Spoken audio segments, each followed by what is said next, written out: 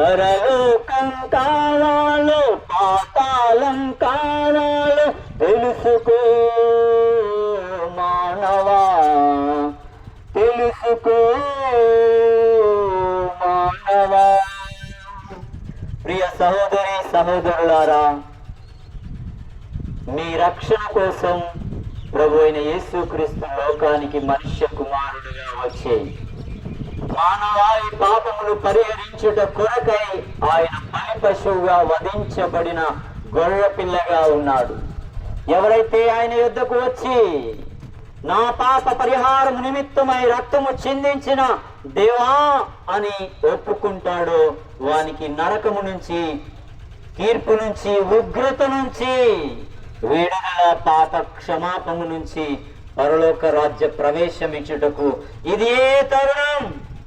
నేడు అనబడు దినముండగానే నీ ప్రాణమందు నీలో జీవముండగానే, నీకు జీవమును ప్రాణమును ఆత్మను ఇచ్చిన అద్వితీయ సత్య దేవుడునై ఉన్న క్రీస్తు యేసును ఎరుగుటే నీకు జీవం.